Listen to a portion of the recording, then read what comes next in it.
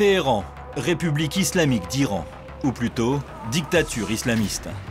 Même si le président iranien est élu au suffrage universel, ce sont les religieux qui tiennent le pays. Chaque détail de la vie quotidienne est surveillé, contrôlé, censuré par les mollahs. Et on va très vite s'en rendre compte. Pour notre premier tournage, on est allé à la grande prière du vendredi. Mais à la sortie, on a eu un petit souci. Bon, on a une caméra, mais on n'a plus de carte. On vient de se faire arrêter par les Pasdaran, la police religieuse. Et ils ont confisqué tout notre matériel, tout notre tournage. Ils ont promis de nous le rendre, mais j'ai des doutes. Ils nous ont reproché d'avoir filmé le dispositif de sécurité autour de la mosquée. On n'en saura pas plus. Ces quelques images sont donc tournées discrètement avec un téléphone portable. Il est derrière le mec. Nous sommes un peu plus d'une semaine après l'attentat contre Charlie Hebdo. Makbar Israël! Makbar İngiliz! نشریه فرانسه تعطیل باید گردد. نشریه فرانسه تعطیل باید گردد. اکبر آمریکا. Bon, ça commence bien. Ça fait même pas une demi-journée qu'on est là et on vient de se faire... Ah, il faut que tu coupes. Pour ce reportage que l'on tourne pourtant avec une autorisation officielle, on a dû être patient. Au pays des mollahs, la liberté de la presse, c'est pas la priorité. Pour l'instant, on a juste le droit de filmer dans le grand bazar de la capitale. Bon, on a mis 4 mois pour avoir nos visas journalistes pour venir en Iran. On m'avait dit que ça allait être compliqué de tourner ici, mais je pensais pas à ce point-là. Pour sortir la caméra, où que ce soit, il faut une autorisation du ministère de la Culture, et ils ont du mal à les lâcher. Alors en attendant, on a fait des petites emplettes. Et au rayon lingerie, on a constaté que les mannequins ne sont pas photoshopés comme chez nous. C'est vous qui avez fait ça? Non, on m'a demandé de mettre ces scotch. Ça fait partie des sujets sensibles. Il ne faut pas que l'on voie ces femmes. C'est mieux comme ça. Qui vous a demandé de faire ça? La police des mœurs. C'est elle qui nous demande de respecter le hijab, la loi du voile. C'est pas bien que les femmes soient découvertes comme ça. Dans ce pays où la moindre épaule doit être recouverte et où le dress code est très strict, la censure est partout. Démonstration au vidéoclub du coin. La plupart des films en Iran sont bien plus courts qu'ailleurs.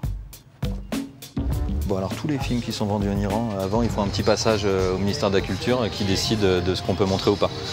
Et, bisous, musique, danse, tout ça c'est...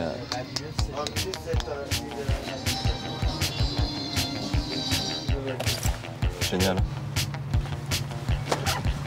Et c'est moins cher parce qu'il y a des scènes en moins ou... Bah non, c'est le prix que nous fixe le distributeur. Ils veulent pas rire. Le distributeur, justement, on va aller le voir, parce qu'il ne fait pas que fixer les prix. Bon, on a trouvé la police du bisou. C'est la première étape de la censure. C'est eux qui enlèvent les scènes compromettantes selon la loi islamique dans les films. Nous sommes chez le plus gros distributeur de films du pays. Ce sont eux qui accouchent de la version iranienne des films étrangers. Le responsable des achats nous fait faire une petite visite. Dans le studio de doublage, une scène qui, évidemment, ne passera jamais la porte. Ça, ce sera coupé, ne le montrez pas. Pendant que certains comédiens travaillent, nous rencontrons le gratin dans la salle d'attente.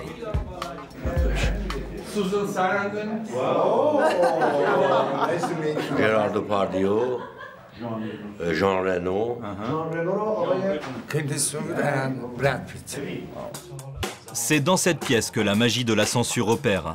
Cet homme est un des rares Iraniens à voir les films en entier.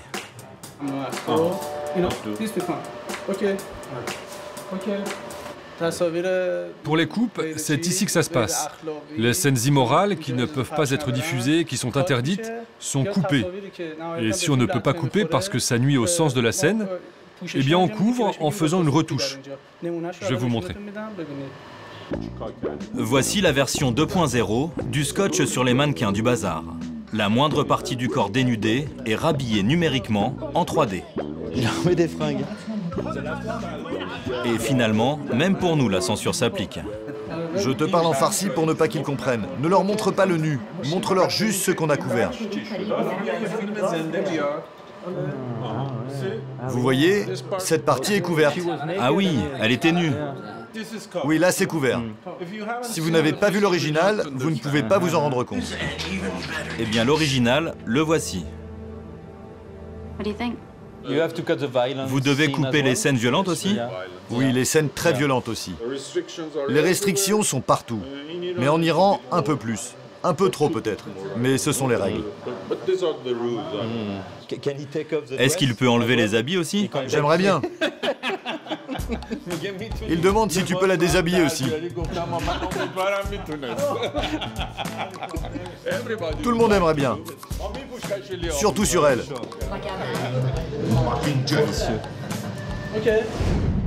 En Iran, chaque œuvre d'art est passée au crible de la censure. Nous avons rencontré des jeunes comédiens en pleine répétition d'une pièce de théâtre. Ça se passe le soir, dans un appartement qu'on leur a prêté, en quasi-clandestinité. Je vais leur montrer à tous. Je vais montrer à tout le monde que je ne suis pas du genre à me laisser tenter facilement. C'est audacieux. Il y a un personnage qui boit un petit coup d'alcool. En Iran, je suis pas sûr que ça passe. C'est le ministère de la Culture et de la Guidance islamique qui, là encore, a le final cut. Pour les artistes iraniens, c'est toujours l'incertitude et l'angoisse. C'est un travail très difficile. Il faut passer de nombreuses étapes et on a tout le temps des doutes sur la finalité. On n'est jamais sûr de rien. Et donc parfois on est démotivé, on n'est jamais tranquille. Sauf si tu fais partie du système. Ça veut dire qu'après 3 mois de répétition, après le premier contrôle, on peut nous dire de rentrer chez nous. Et donc tout est fini. Mais tous autour de cette table sont d'accord, même sans tampon des autorités, ils joueront cette pièce, quoi qu'il arrive. En mode underground.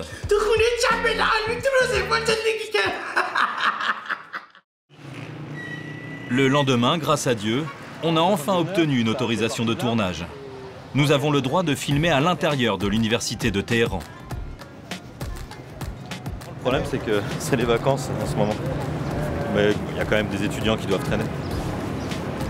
Premier challenge, parler politique avec des étudiants en droit. Est-ce que vous pensez que l'Iran est une vraie démocratie? Oui. Oui. On a une démocratie islamique. Elle a vraiment peur de la caméra. Elle ne dit pas la vérité. Et c'est quoi la vérité? Ce n'est pas une démocratie. Je préfère répondre à des questions sur le droit. Si elle veut faire de la politique, elle ne peut pas vous répondre franchement. C'est la règle ici. Cet étudiant en Sciences Po, en revanche, n'a peur de rien. A priori, il n'a pas prévu de faire une carrière dans la politique. Ce qu'il nous manque, c'est la liberté d'expression. C'est ça notre plus gros problème. Par exemple, on ne peut pas étudier, parler ou faire des recherches librement sur les sujets importants. Démonstration quelques mètres plus loin. Parler librement devant une caméra, c'est suspect. Salam. Bonjour.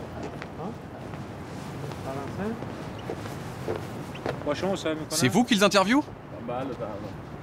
Et c'est à propos de quoi? Arrête de filmer. À propos de l'université. Ils ont une autorisation? Oui, bien sûr. Notre étudiant a préféré mettre les voiles pour éviter les ennuis. Direction ensuite la fac d'art. Ici, l'ambiance est plus cool. Mais filmer l'atelier poterie, a priori, c'est mal. Rebelote. Ils ne peuvent pas filmer sans autorisation. Mais on a une autorisation écrite. Après avoir insisté, nous aurons 15 minutes pour visiter les classes. Mais il en faudra moins pour nous faire de nouveau arrêter. Je veux juste voir ce que vous avez filmé. Montrez-moi sur la caméra.